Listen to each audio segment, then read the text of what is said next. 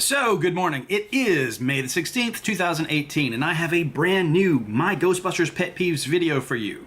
Not that the video is brand new, which it is, but the peeve itself is brand spanking new. Yesterday morning, I was on Facebook and I saw a photo that caught my eye. I've seen it before, but Nate Kangas had shared it from, I believe, Ghostbusters News.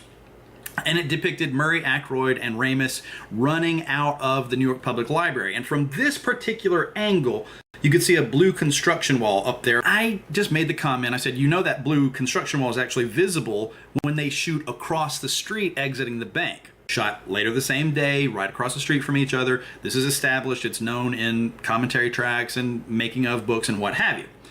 So they shot the library over there, and then they turned around and did 489 Fifth Avenue. Used to be a bank. Let's see what it is now.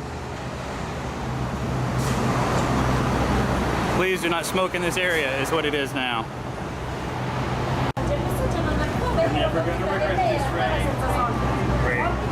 For your information, the interest rate for the first 5 years alone comes to $95,000. So I'm chatting about that, and I went to get a frame. Being lazy, I did not go get the DVD, bring the DVD, put the DVD in the computer. I said, somebody's already got this ripped, probably on YouTube. So I go looking on YouTube for a particular moment from the library scene, and I came across this one particular video. In the comments, I see someone saying, did you know, fun fact, what have you, that the crashing bookshelf in the library scene happened totally by accident while the cameras were rolling. It was not scripted, and that Bill Murray and Dan Aykroyd and Harold Ramis just sort of improvised their reactions and they left it in the movie because it was such a perfect moment. So I start typing, no, that's not true.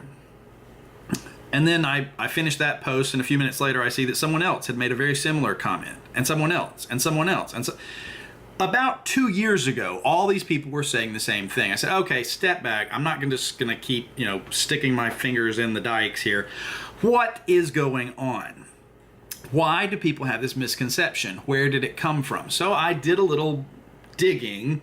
I found it a couple of places. I found it on the IMDb, and I found it on a website called Uprocks from 2016. I don't know which of those preceded the other and which one is referencing the other. Beyond that, I can't find a source for where this claim comes from. What I can find is plenty of evidence to the contrary. So let's bust this little urban myth right now.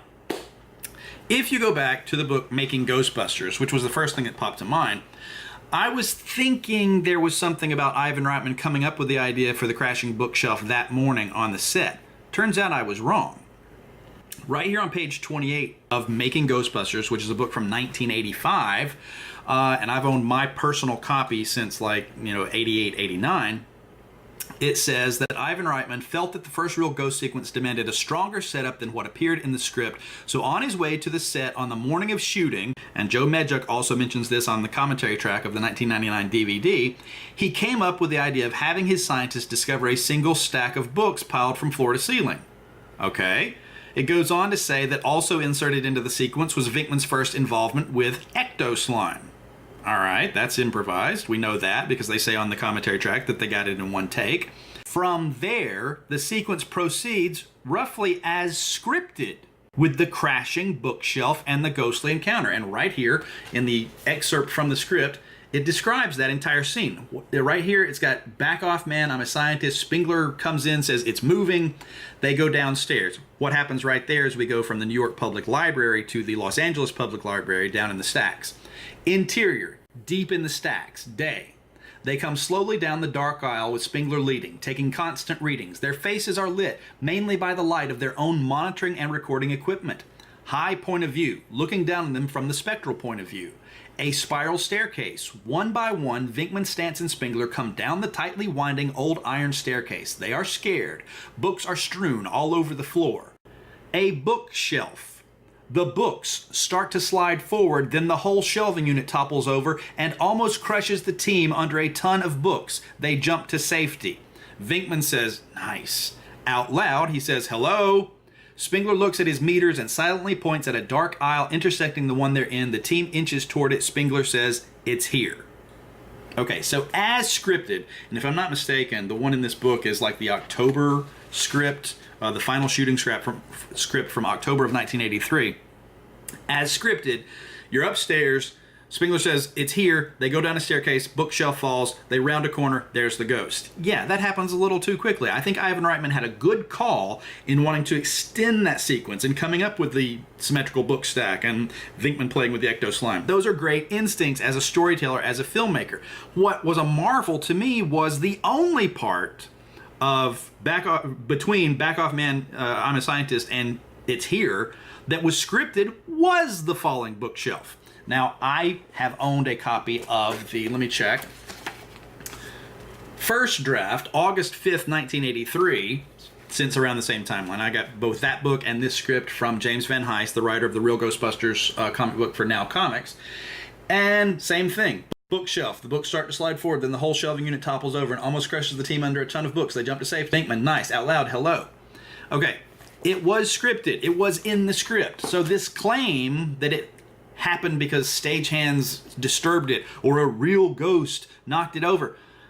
False. Completely false. It's the most false thing you could say about that scene, because the only thing that the two writers had in mind ahead of time was the falling bookshelf. I knew from looking at it, the way it's filmed and the way that it flows into the scene and the way the camera angles are, that it did not just spontaneously happen and they rolled with it.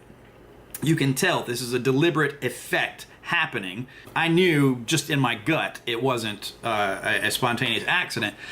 So to then look at these scripts, and I also went on Spook Central, and they've got a couple of other earlier, drafts of the script that I could double check against. Their scripts, it's in every iteration of the script that we have a full script for. Now there's some excerpts from older scripts that we don't know what was there in those. But yes, it was scripted. Why is this important? Why am I peeved about this? Because somebody somewhere on the internet typed up something that was false. I don't know what happened. I don't know where they got. Maybe they read Making Ghostbusters and got that scene a little backwards in their mind and they didn't double check it before they posted it. I don't know. Maybe somebody that shot the movie thought it made a better anecdote and told it to somebody and it got repeated. I don't know. If you guys know where that story originated from, that the bookshelf happened to fall and it was not scripted, let me know, because I want to dig a little bit deeper on this and find out where the falsehood originated. So, I don't know where it started, but it then is becoming repeated. That Uproxx article actually links that YouTube video that I was seeing embedded inside of it. So that's why everybody's reading it right here on this website, watching the video, and then commenting on the video. Did you know the bookshelf fall? Yeah, that's why they're all doing that. But whoever wrote the article didn't double check verifiable facts. And whoever is repeating it isn't bothering to do due diligence and look up things and look at that actual factual record of what happened in the making of the movie. So let's bust this myth and let's stop repeating the falsehood that the bookshelf just happened to fall and they caught it on camera. It's not what happened. Thank you for watching.